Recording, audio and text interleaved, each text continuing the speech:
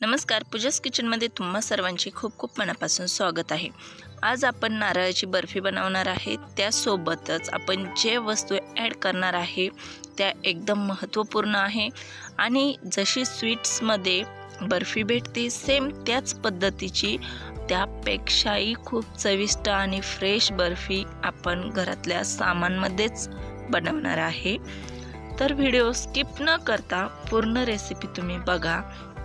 तुम्ही पण सहजपणे ही रेसिपी करू शकता। चला मग कुठल्याही प्रकारचा वेळ न घालवता पटकन रेसिपीसाठी सुरुवात करूया। इथे मी घेतलेला आहे नारळाचा किस। आता नारळ मी हे घरचं घेतलेलं होतं, त्याच्या पाठीमागचा काळा भाग काढून टाकला। 2 वाटी नारळाचा किस मिक्सरला फिरून घेतला होता। 2 वाटी मिल्क पावडर घेतलेली होती। मिल्क पावडर आपल्याला वापरायचीच आहे। आता हे 2 वाटी नारळाचा किस आणि 2 वाटी मिल्क पावडर कढईमध्ये टाकून व्यवस्थित मिक्स करून घ्यायचं आहे। त्यासोबतच 2 वाटी इतकं आपल्याला दूध पण टाकून घ्यायचं आहे।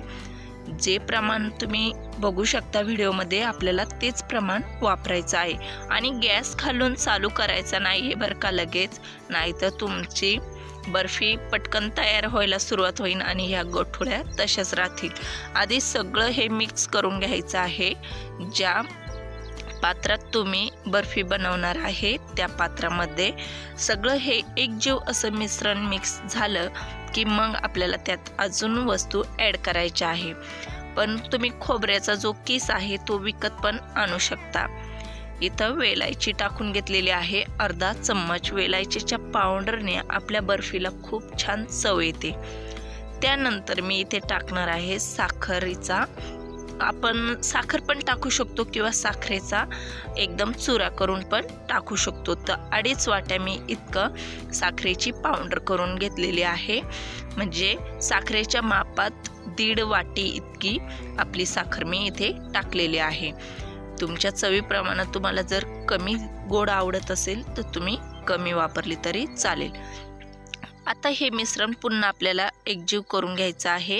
गोठुळी तयार होऊन द्यायची नाहीये। एकदम असं मिश्रण मिक्स झालं की आपण ज्या पात्रामध्ये बर्फी सेट करणार आहे त्या पात्राला आपल्याला तूप किंवा तेल लावून घ्यायचं आहे। आणि हो, इथे माझ्याकडून एक चूक झाली होती, ती चूक तुम्ही करू नका।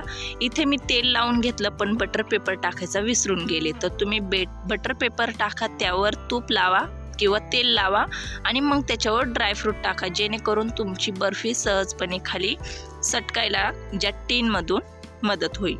तर मी या पद्धतीचं असं सजावट करून घेतली होती, काजू, बदाम आणि पिस्ता यांची।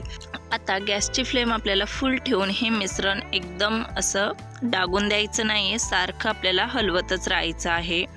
2 मिनिटानंतर तुम्ही बघू शकता थोडंसं पाणी, म्हणजे ज्यामध्ये आपण दूध टाकलं होतं ते आटलेलं आहे। आता तुम्ही बघू शकता वरती केलं की पटकन पडतंय, अजून आपल्याला आटून द्यायचं आहे। तर कमीत कमी आपल्याला 7 ते 8 मिनिट असंच हलवत राहायचं आहे आणि गॅस सारखा फुल ठेवायचा नाहीये बरं का, कमी जास्त करत राहायचा आहे। अजून पण मला पातळ वाटलं, मी 3 मिनिटानंतर चांगलं घट्ट होऊन दिलं। आता 3 मिनिटानंतर बघा चांगलं घट्टसर झालेलं आहे। आता मी हे 2 ठिकाणी 2 मिश्रण करून घेणार आहे, कारण आपल्याला एका मिश्रणमध्ये रंग टाकायचा आहे। एका स्वच्छ प्लेटमध्ये मी वेगळं करून घेतलेलं आहे आणि ज्या कढईमध्ये मिश्रण आहे त्यात मी हिरवा रंग टाकून व्यवस्थित पुन्हा मिक्स केलेलं आहे। तर बघू शकता मस्त असं आपलं कलर पण मिक्स झालेला आहे। आता आपल्याला ज्या टीनला आपण तूप लावलेलं होतं, डेकोरेशन केलेलं होतं, त्यात आपल्याला हे मिश्रण टाकून द्यायचं आहे। आता हे मिश्रण टाकल्यानंतर पॅच्युलाच्या साहाय्याने आपल्याला व्यवस्थित सेट करून घ्यायचं आहे। आता हा खालचा थर व्यवस्थित असा सेट झाला की आपल्याला जो बाजूला काढून ठेवलेला होता तो गोळा यावर टाकून घ्यायचा आहे आणि तो पण याच पद्धतीने असा सेट करून घ्यायचा आहे। इतकी छान बर्फी तयार होते आणि वेलायचीचा सुवास तर एकदम असा खमंग येत आहे। ग्रीनवाला थर आपला व्यवस्थित असा सेट करून झाला की आपल्याला जो बाजूला काढलेला होता एका भांड्यामधला तो गोळा आपण यावर टाकून घेतलेला आहे आणि व्यवस्थित असा तो पण पॅच्युलाच्या साहाय्याने सेट करून घेतलेला आहे। या पद्धतीने तुम्ही बघू शकता। सेट करताना तुम्हाला जर चौकोनी टीनमध्ये करायचं असेल तर तुम्ही त्या टीनमध्ये पण करू शकता, गोल टीनमध्ये पण करू शकता। तुमच्याकडे केकची जर टीन असेल हार्ट शेपची तुम्ही त्यात पण करू शकता। एकदम हवं तसं तुम्ही डिझाईन देऊ शकता। आता यावर आपल्याला पुन्हा डेकोरेट करायचं आहे। मी पहिले टाकून घेतलेले आहे बदामाचे तुकडे आणि पिस्ताचे तुकडे। तुमच्या आवडीनिवडीप्रमाणे तुम्हाला जे फ्रूट यात वापरायचे आहे ते तुम्ही टाकू शकता।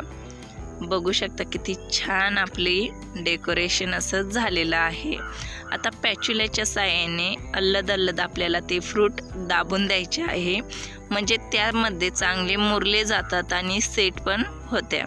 आता आहे असा टीन आपल्याला यावर झाकण ठेवायचं आहे आणि फ्रीजमध्ये एक 7 ते 8 तासासाठी सेट व्हायला ठेवून द्यायचं आहे। आता 7 ते 8 तासानंतर तुम्ही बघू शकता मी डायरेक्ट एका भांड्यामध्ये काढून घेतलं होतं, कारण मला इथे मी बटर पेपर वापरला नाही त्यामुळे पटकन पडत नव्हता खाली। तर मी अशा वड्या करून घेतल्या आणि मग काढून घेतलं होतं। तर तुम्ही बघू शकता या पद्धतीच्या आपल्या वड्या अशा झालेल्या आहे, म्हणजे एक प्रकारची अशी इतकी छान बर्फी आपली तयार झालेली आहे। इतकी टेस्टी आणि इतकी स्वीट दिसायला पण, तर जबरदस्त अशी बर्फी तयार झालेली आहे।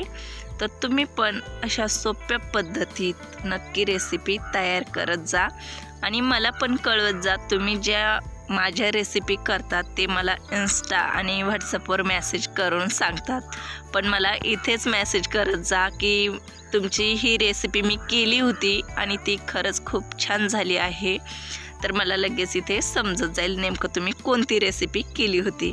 चला मग आता पटकन व्हिडिओसाठी एक लाईक करा आणि पूजास किचनवर जर तुम्ही अजून नवीन असाल तर नक्की सबस्क्राईब करा। शेजारीच बेल आयकन आहे त्याच्यावर प्रेस करा आणि त्याची नोटिफिकेशन ऑल करा, म्हणजे काय होईल मी प्रत्येक वेळेस व्हिडिओ टाकते ना त्याची सगळ्यात आधी नोटिफिकेशन तुमच्यापर्यंत येऊन जाईल। आणि जिथल्या तिथंच व्हिडिओला कमेंट करत जा, कारण मला पण समजत जाईल। चला मग आता भेटू लवकरच पुढील व्हिडिओमध्ये। आणि तुम्हाला जर अजून रेसिपी बघायची असेल तर पाठीमागं माझ्या चॅनलवर जाऊन पूर्ण रेसिपी बघा, खूप छान छान रेसिपी तुमच्यासाठी टाकलेल्या आहे। चला मग खात पित राहा, आनंदित राहा, स्वस्त राहा, मस्त राहा, माझे व्हिडिओ बघत राहा। थँक्यू।